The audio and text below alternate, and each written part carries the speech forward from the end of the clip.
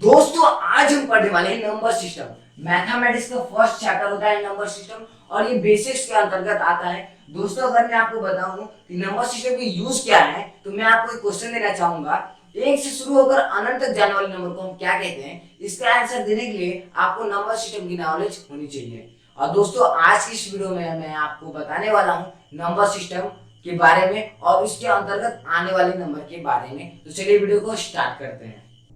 दोस्तों मैं number system chapter start करने से पहले मैं आपको बताना चाहूंगा अर्थमेटिक्स जो अंक गणित है इसके अंतर्गत पूरे 10 नंबर आते हैं जिससे बड़ी बड़ी जो संख्याएं होती है वो सब बनती हैं। जैसे कि आप यहाँ देख सकते हैं इसके अंतर्गत ये 0 से लेकर 9 तक की संख्याएं आती हैं और इसमें जो बड़ी नंबर बनती हैं ये सब इसी के अंदर से बनती हैं, यानी इससे कोई बाहर की संख्याएं इससे नहीं बन सकती। इससे जो भी बड़ी संख्याएं बनेगी ये सब इन्हीं 9 नंबरों से बनेगी। जैसे कि आप एग्जांपल भी ले सकते हैं 999, ये भी आपका 9 से बना है, यानी इसी 10 नंबरों में से आपका जो है ये 999 भी बना है जो 3 अंक की सबसे बड़ी संख्या होती है।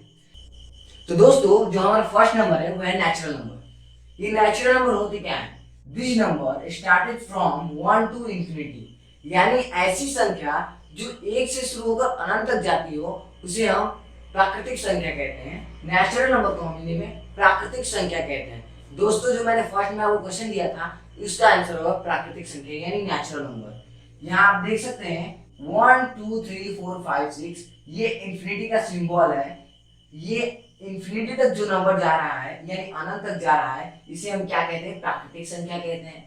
और ये दोस्तों बहुत ही सिंपल डिफिनेशन में मैंने आपको लिखवाया है, आप इसका स्क्रीनशॉट ले लीजिए, ये बहुत ही यूजफुल है और आप इसे अपने कॉपी पे नोट करते जाइए। और बढ़ते हैं हमारे अगले नंबर की ओर। तो दोस्तों जो हमारा सेकंड नंबर है वो है वॉल नंबर। दोस्तों ये वॉल नंबर क्या होते हैं, यहाँ मैंने आपको डिफिनेशन बहुत ही सिंपल तरीके से समझाया है। यहाँ आप देख सकते हैं नेचुरल नंबर की तरह वॉल नंबर होते हैं और यहाँ बस आपको कुछ नहीं करना है, 0 इंक्लूड कर देना है, ठीक है। यानी जो संख्या 1 से शुरू हो रही थी वो अब 0 से शुरू हो गई। ऐसी संख्या जो 0 से शुरू होकर अनंत तक जाती है उसे हम वर्ड नंबर कहते हैं यानी पूर्ण संख्या कहते हैं, ठीक है। यहाँ देख सकते हैं this numbers are started from 0 to infinity is called whole number, ठीक है। यहाँ आप देख सकते हैं जैसे कि मैंने आपको पहले बताया था ये इंफिनिटी का सिंबल, इससे आप ध्यान रखिएगा, ठीक है। सिंपली आप इसको याद कर सकते हैं और दोस्तों आप इसका स्क्रीनशॉट ले लीजिए, ये आपके लिए बहुत ही यूजफुल है। और स्क्रीनशॉट लेने के बाद हम बढ़ते हैं अपने थर्ड नंबर की ओर। दोस्तों जो हमारा थर्ड नंबर है वो है इंटीजर नंबर। अब इंटीजर नंबर क्या होते हैं? It is include natural number and their inverse, यानी जो संख्याएं होती हैं जो प्राकृतिक संख्या और उसके विपरीत की संख्या को हम क्या कहते हैं? पूर्णांक संख्या कहते हैं।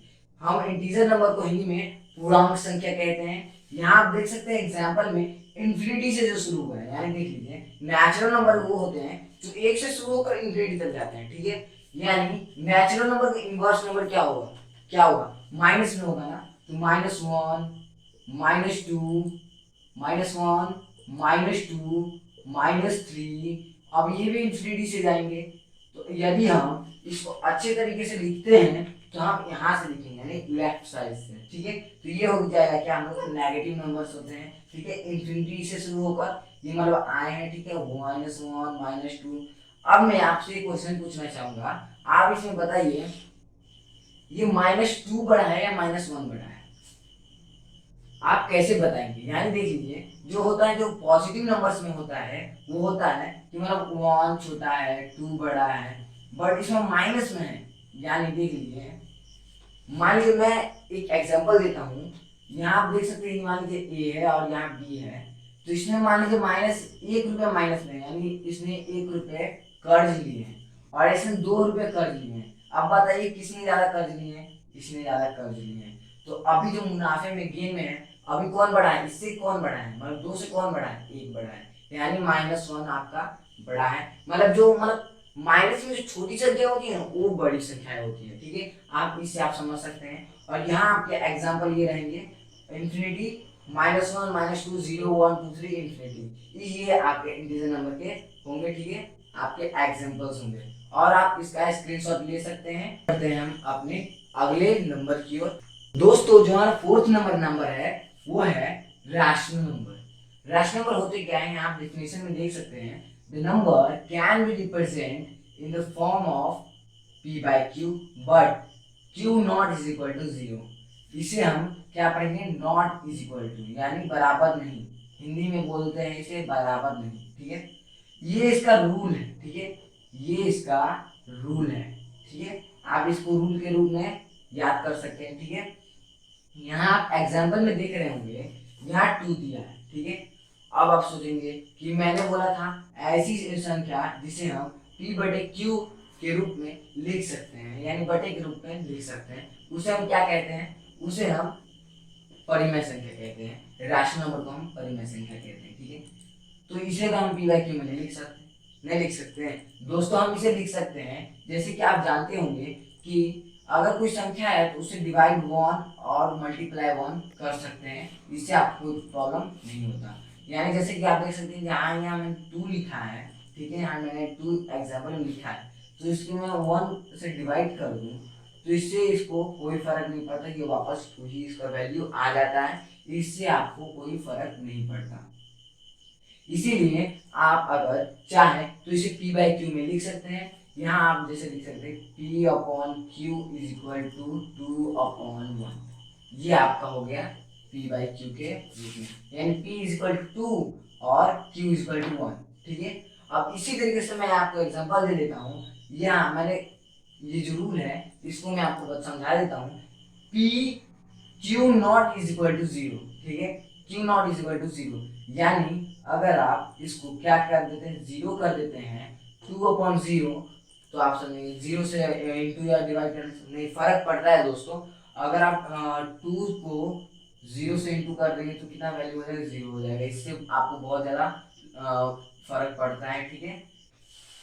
इसीलिए आप कभी भी यहाँ 0 नहीं लिख सकते, ठीक है। ये जो क्यू है यहाँ आप 0 नहीं लिखेंगे, अगर यहाँ 0 लिख देते हैं तो ये आपका p बाई क्यू के रूप में नहीं होगा और ये रूल राशि नंबर के रूल को फॉलो नहीं करता, इसीलिए आपका 2 अपॉन 0 कभी भी राशि नंबर नहीं होगा। यदि आपका 0 अपॉन 2 हो जाता है तो ये आपका राशि नंबर है, क्योंकि रूल में ये लिखा है but q not is equal to 0, but ये तो नहीं लिखा ना कि p not is equal to 0, p तो 0 हो सकता है ना, भले q ना हो।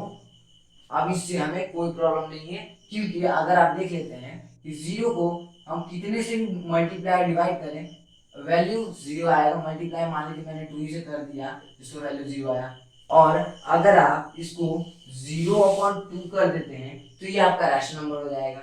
ये आपको समझाने की कोई जरूरत नहीं है, क्योंकि यहाँ आप देख सकते हैं ये बटे के रूप में पहले से ही है, यानी ये राशि नंबर है, ठीक है। बटे के रूप में है पहले से, इसका मतलब ये नहीं कि ये राशि नंबर है। और मान लीजिए ये मान लीजिए 1/0 ये भी बटे के रूप में, तो ये भी राशि नंबर है। नहीं दोस्तों, ये राशि नंबर नहीं है, क्योंकि आप यहाँ देख सकते हैं साफ ही लिखा है but q not is equal to 0। तो यहाँ पर है जो डिनोमिनेटर यानी हर, ये है आपका 0, यानी यहाँ दिया है p बटे q, यानी q हर कभी भी 0 नहीं होगा, और यहाँ हर 0 है यानी राशि नंबर नहीं है, यानी ये राशनल नंबर नहीं है। तो ये बटे के फॉर्म में भी है तो ये पर भी ये आपका राशनल नंबर नहीं हो सकता, ठीक है।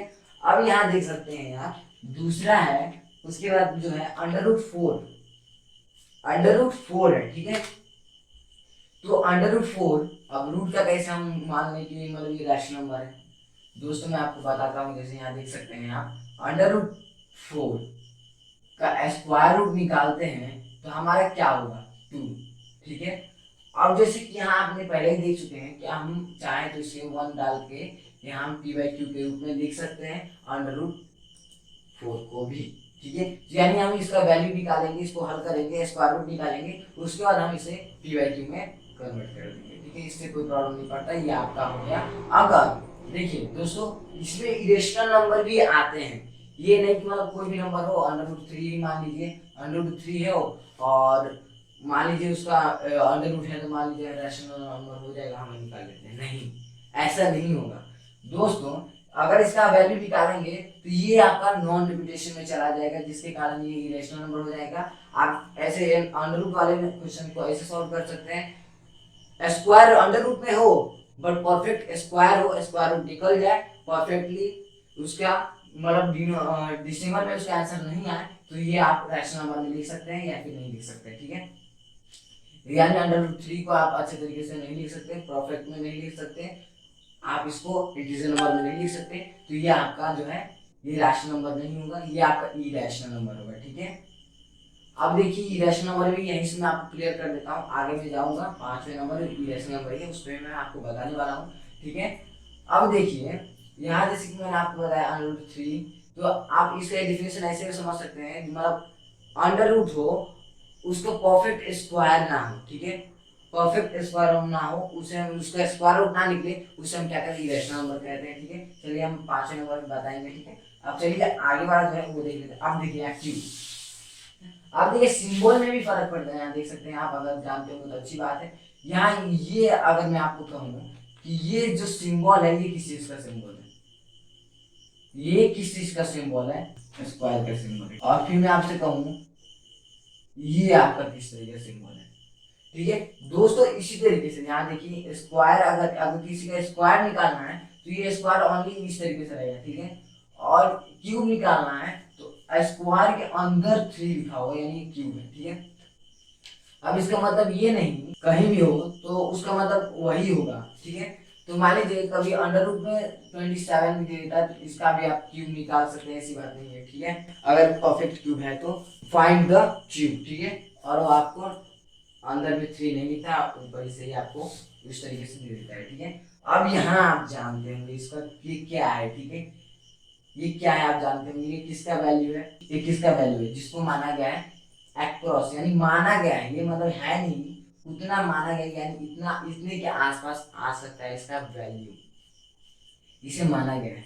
अब बताइए ये किस चीज का वैल्यू, ऑफ कोर्स आप जानते होंगे ये पाई का वैल्यू होता है। ठीक है, और ये जो 22/7 है ये रैशनल नंबर है। ठीक है, ये रैशनल नंबर है, बट जो ये पाई है ये इरेशनल नंबर है।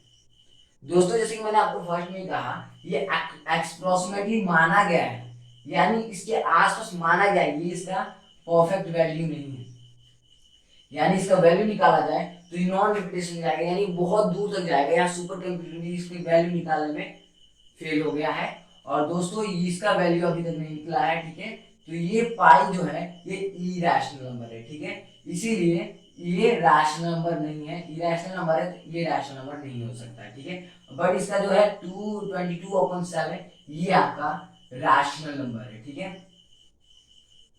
ये आपका रैशनल नंबर है।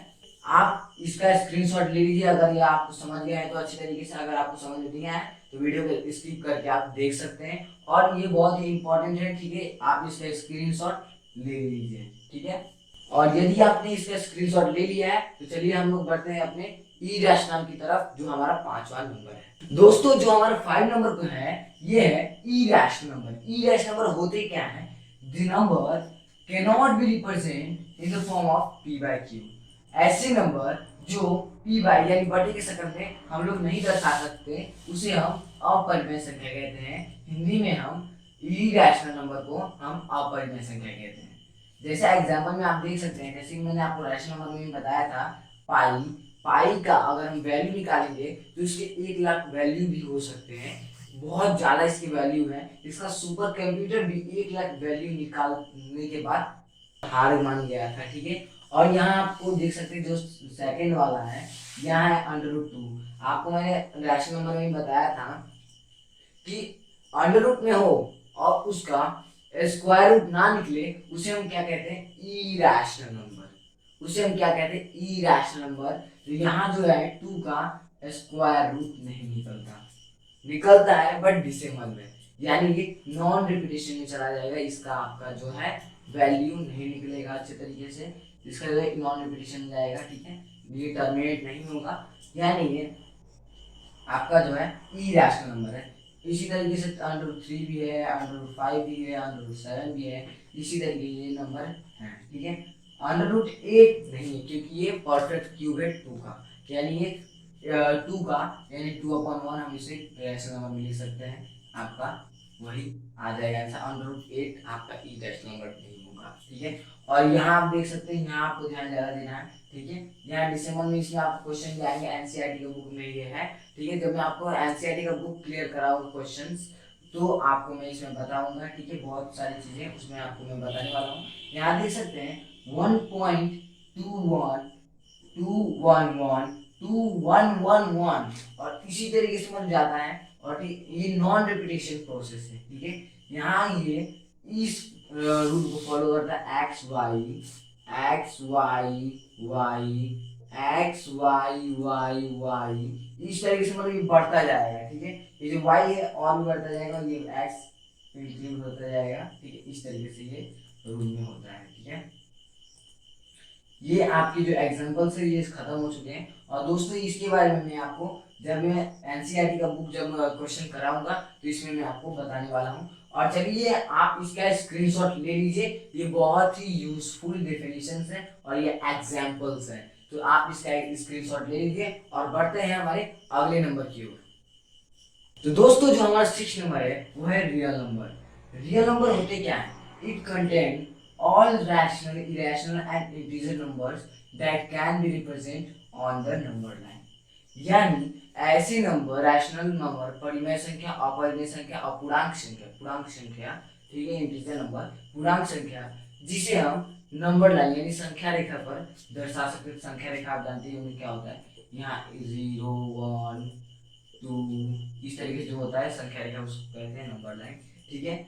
उस पे हम यानी रिप्रेजेंट यानी दर्शा सकते हैं, उसे हम क्या कहते हैं?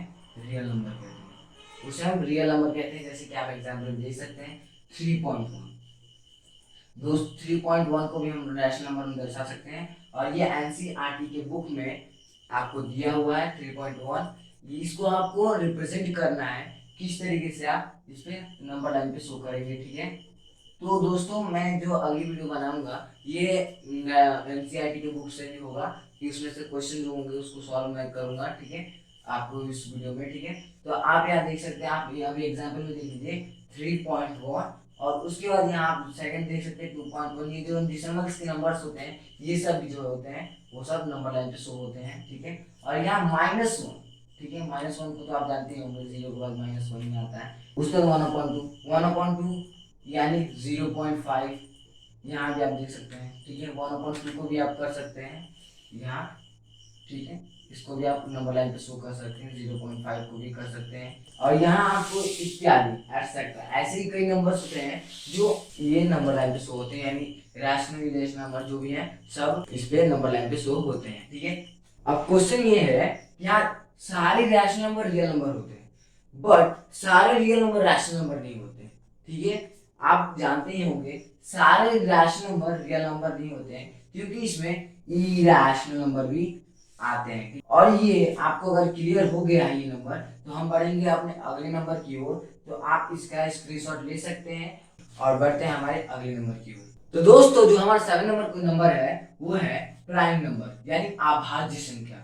हम प्राइम नंबर को हिंदी में अभाज्य संख्या कहते हैं, ठीक है। अब यहाँ आप देख सकते हैं डेफिनेशन में क्या है, this number are greater than 1 and factor 1 and itself, ठीक है।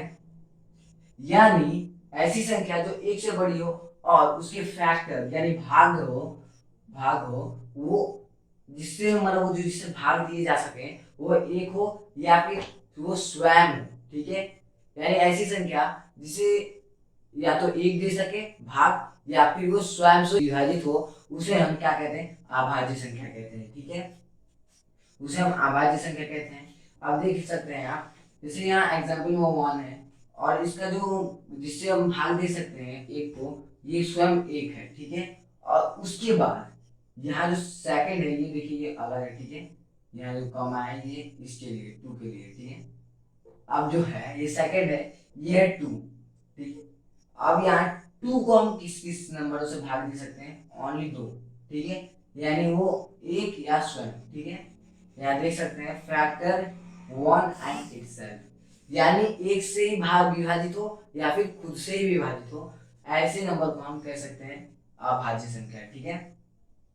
यानी 2 एक से और स्वयं से विभाजित होता है, यानी ये अभाज्य संख्या है, ठीक है। ऐसे ही 3 है, ये एक से और 3 से यानी स्वयं से विभाजित होता है, ये भी अभाज्य संख्या। इसी तरीके इत्यादि ऐसी संख्याएं हो जो अभाज्य संख्या यानी प्राइम नंबर है।